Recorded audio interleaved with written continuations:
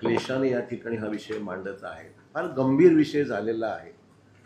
आपल्या उपस्थितीमध्ये डीपीडीसीची मीटिंग झाली, मागे दिशाची मीटिंग खासदारांच्या उपस्थितीत झाली, अनेक वेळा विशेष बैठका झाल्या, काहीही परिणाम संबंधित अधिकाऱ्यावर अजिबात या ठिकाणी नाही। आणि कालची घटना तर एवढी गंभीर आहे 2 दिवसामधली की संध्याकाळी 6-6:30 वाजल्यापासून रात्री 11 वाजेपर्यंत लोड शेडिंगचा नवीन पायंडा किंवा नवीन काय जे काय झालं असेल ते झाल्यामुळे काल प्रत्येक आमदार खासदाराला आपल्याला सुद्धा अनेक एवढे फोन आले की काहीतरी याच्यामध्ये तुम्हाला तातडीने अध्यक्ष महोदय, आता हा विषय यांच्या स्तरावर राहिलेलाच नाही, हा विषय आपल्या स्तरावर येऊन ठेपलेला आहे। कारण की अधिकारी जुमानाला तयार नाही, ते काही बोला, काही प्रत्येक मीटिंगमध्ये वेळ 2-3 तास वेळ काढायचा, वेळ मारून न्यायचा, मीटिंग संपली, विषय संपला, कोणीही बघायला तयार नाही। आमच्या फोनला सुद्धा थातूरमातूर उत्तरं आहेत, करतो, पाहतो, होईल, आणि बोगस कुठे नोंदी नाही।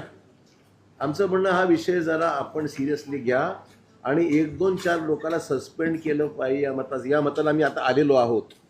आत्तापर्यंत आम्ही फार धैर्याने घेतलं, फार संयमाने घेतलं, फार हिमतीने घेतलं, अधिकारी डिमोरलाइज होऊ नये, कोणाला त्रास होऊ नये, विनाकारण हा प्रश्न आपण चिघळू नये म्हणून आम्ही फार विषय हा संयमाने घेतला। परंतु अनुभव असा आहे की आमच्या बोलण्याला, आमच्या भावनेला काही कदर कुठल्याच फोरमवर या ठिकाणी नाही। एवढ्या गोष्टी काय मुख्यमंत्र्याकडे रोज घेऊन जायचं आहे का?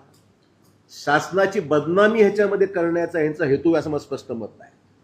आणि शासनाची बदनामी करायची, लोकांमध्ये प्रक्षोभ निर्माण करायचा, आणि आम्ही काय करू, मी हतबल आहोत ते म्हणायचं। आमचं म्हणणं आहे अध्यक्ष महोदय, याच्यामध्ये आम्हाला तुमच्याकडून ठोस आश्वासन नाही, कृती पाहिजे। आता आश्वासन नाही, आता कृती पाहिजे आम्हाला की नेमकं काय आता लोड शेडिंगचा टायमिंग काय ठरवतात, कोणाला विचारतात, काय ठरवतात? संध्याकाळी 7 वाजल्यापासून रात्री जेवणाची वेळ आहे, मुलांच्या अभ्यासाची वेळ आहे, घरची परिस्थिती लोकांची अडचणीची आहे, शेताला जावं लागतं, पाणी द्यायची वेळ आहे।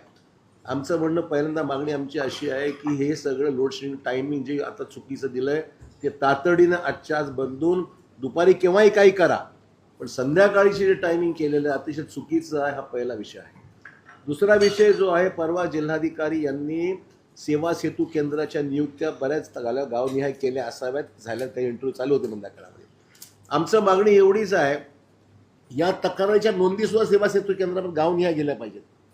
आता त्यांना विचार, तुम्ही किती नोंदी आल्या हो तुमच्या डिव्हिजनमध्ये, या सब सेंटरला एवढ्या तक्रारी आल्या, एवढा निपटारा झाला, एवढ्या शिल्लक आहेत, ओपन कंप्लेंट किती आहेत, क्लोज कंप्लेंट किती आहेत, सांगू शकतात का? हे आम्ही काय म्हणणार डीबीए ट्रान्सफॉर्मर द्या, कुठे हे करा ते करा, काही होत नाही आहे। फक्त उत्तर देत आहेत, आम्हाला डिव्हिजन माहिती पाहिजे किती तक्रारी तुम्हाला या 15 दिवसामध्ये, महिन्याभरात का जो काय त्यांचा कालावधी असेल त्या कालावधीमध्ये किती कंप्लेंट्स आल्या, किती कंप्लेंट्सचा निपटारा केला, किती कंप्लेंट्स ओपन आहेत, किती कंप्लेंट क्लोज झालेल्या आहेत।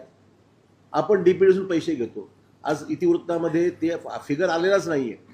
प्रत्येक वेळेस डीपीडीसून 25 कोटी द्या, 30 कोटी द्या, अहो डिपार्टमेंटकडे काही पैसे आहेत की नाही? प्रत्येक आम्ही द्यायचे पैसे का? पण डीपीडीसीचे पैसे घेत असताना तुमचे पैसे डिपार्टमेंटची विविध योजनेखाली पैसे येतात, त्याचं काय झालं, किती पैसे आले, खर्च कुठे होतो आहे? अध्यक्ष महोदय, 3-4 विषय आहेत, परंतु इथे फक्त 3 तास घालवायचे, हो म्हणायचं, वेळ मारायची आणि पुढचं पुन्हा 30 पर।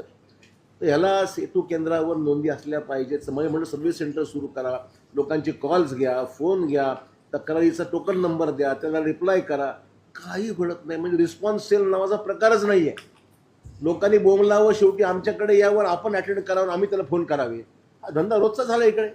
यांचं काम आम्ही करायचं का? लोकांची काही चूक नाही आहे, ही सर्व्हिस इंडस्ट्री आहे, आणि मग खाजगीकरण करायचं नाही म्हणून खाजगीकरण करायचं नाही, मोर्चे अमुक संपत, मग तुम्ही सर्व्हिस इम्प्रूव्ह करा ना, तुमची सर्व्हिस इम्प्रूव्हमेंट होत नाही आहे, काही करायचं नाही, उत्तर नाही। अध्यक्ष महोदय, आम्हाला याच्यामध्ये तुमच्याकडून न्याय पाहिजे आहे आणि कृती पाहिजे आहे। नुसतं पुढच्या मिटिंगमध्ये उत्तर देतो, सांगतो, हे चालणार नाही। आमदार बाबूरावजींच्या वक्तव्याला माझं पूर्ण समर्थन आहे।